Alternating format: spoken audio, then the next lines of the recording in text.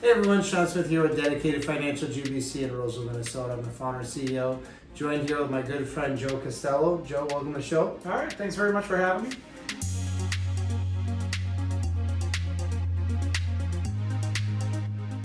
So Joe has recently been promoted, I guess would be the way to put it, to our collection team manager. And I thought it'd be good to have Joe on. His role here has grown as he's been with the company. And I think there's a lot of people out there in the market that deal with Joe, outside clients of ours, as he oversees different things.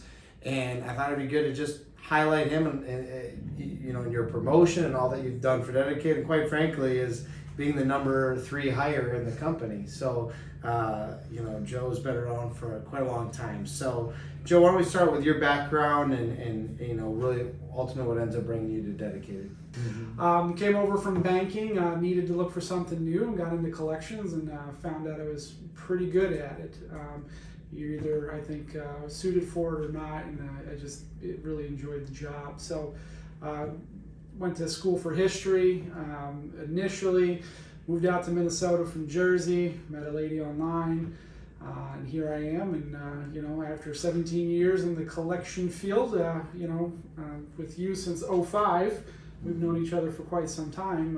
I've been doing it ever since. So it's kind of what brought me to Dedicated to begin with. Is as you know, we were working over in Roseville. They decided to shut the office down. So it was more of timing than anything, because you were just kind of starting out, and I needed a job, so it worked out really well. It worked out well, and we had worked together both times I was there. Yes, both times. There was, I think we called tours of duty. Yeah. I had 2 in.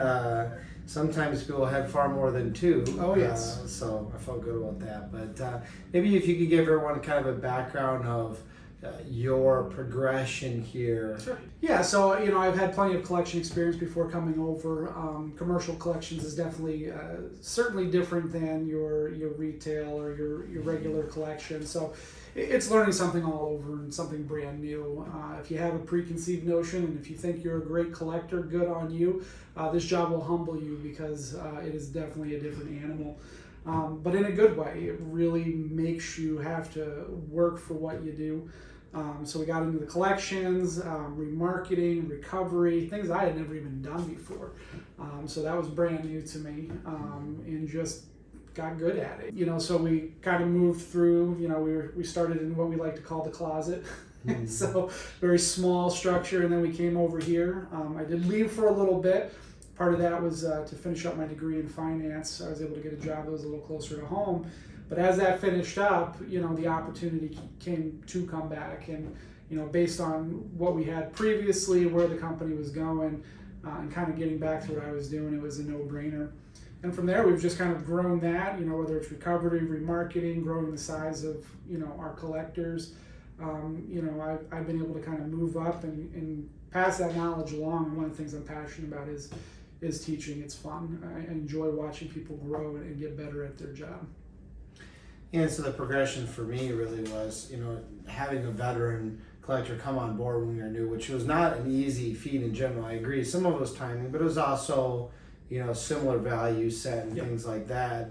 And that really led to, just quite frankly, just due to time and being around it, like we had a heavy amount of remarketing at first. Yep. We didn't do a lot of recovery, and I think both of us grew a lot when Tom Peterson came on board on the recovery side with his, I think it's 25 plus years of experience. So shout out to Tom. Yep. But Joe, just having been with the company as long as he had been with it, and having that background, and it really progressed into collection manager and overseeing the equipment remarketing and recovery side, to now really moving into a team manager. So maybe give everyone kind of an idea what is your current role outside of being involved on the recovery and remarketing side. Yep. So I like you said, I'm the collection team manager. So I'm managing the day-to-day tasks, operations. To number one, to allow our EVP and others to really focus on, growth in the company, where I can really focus on growth in the collectors. So what it's allowed us to really do is to get their skills better, having somebody there that can answer their questions fairly quickly, get the settlements that they need in, do the call monitorings, making sure that they're doing the things that they need to do, but also be a sounding board, to come to me with questions and to kind of think, okay, what's a better way to do this? We don't want to be so rigid. It's like, you got to be this robot. We want people who are going to be able to think outside of the box and to bring those things to us. So really, it's a team effort, where, just like any other coach, that's what I'm there to do, is to get the best and maximize the potential of each individual. Mm-hmm. And that's the key. A lot of places you go, they focus on kind of the macro of everything. They kind of treat everybody similarly. They create things for the group rather than the individual. And that's one of the things I think we do way different here, is that we really gear towards the individual. We want to know what's going to help that person grow, what's going to help that person become better. And I think that's what we do to a standard probably above any place I've ever worked before. And really it makes it fun, because I know I don't want to be managed like a group person, a number. I want to be managed as Joe. And I do the same thing with my collectors, because everybody is different. You want to manage to their level. So part of what's helpful as well, they know that I'm a guy who's put in that time and who's done it, and I'm not just telling them to tell them, right? They know that I've done the work. What has stuck out to you about Dedicated over maybe other places you've worked? Well, there's probably quite a few things. Number one, kind of the philanthropy side of things, right?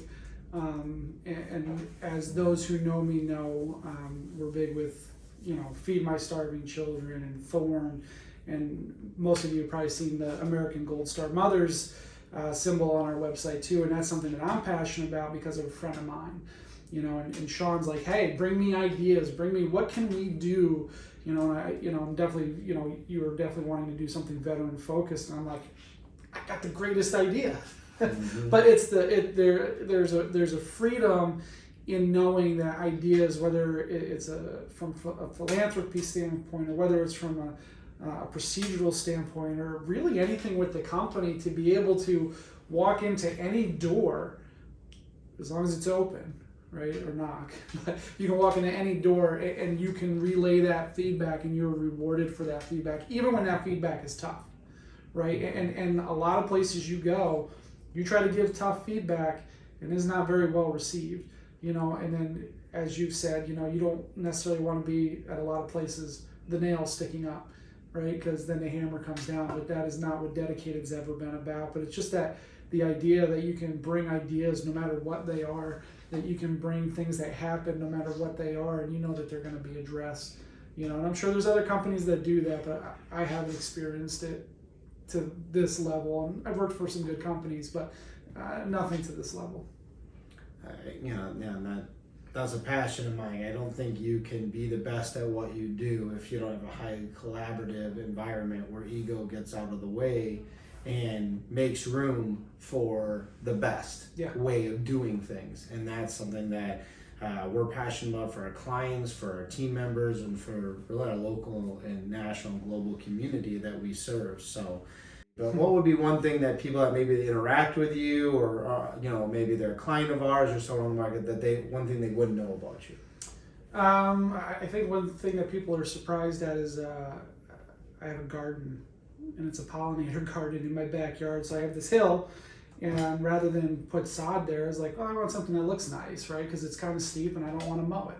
So I started building this pollinator garden. It's just kind of taken this life of its own, but it's just something that's cathartic. Isn't even a word. Sometimes I'll just go down there, and especially in the middle of summer, I'll just sit in the middle of my garden. There's bees all around, and they don't bother me, and I just kind of look, and it's just like, this is amazing. So office environment gardener. Yep, exactly. They go with work, and I think it's better than sitting on your front porch and yelling at kids to get off your lawn. Oh, I do that too. Don't worry. Get off my lawn. So, well, hey, you know me, but there's nothing but deep appreciation for everything you've done for Dedicated, and when I say that, I mean for its mission, for its team members, for me personally. It's all encompassing. It truly is a team effort, and you've been such a huge part of that, going on 7 years, with a large portion of that here at Dedicated. And thank you, appreciate it. I appreciate it. It was fun. I love it. And thank you guys as always for tuning in. There's somewhere we really want to highlight our team. If you go to our website, you're going to see it's pictures of our people and the stuff we do. Genuineness in what we do and authenticity are really important. We care about protecting your brand, about our brand, and it's because of people like Joe. Thank you guys. Thanks for all the shares, the likes, the comments. We appreciate that stuff. And as always, thank you for tuning in, and God bless.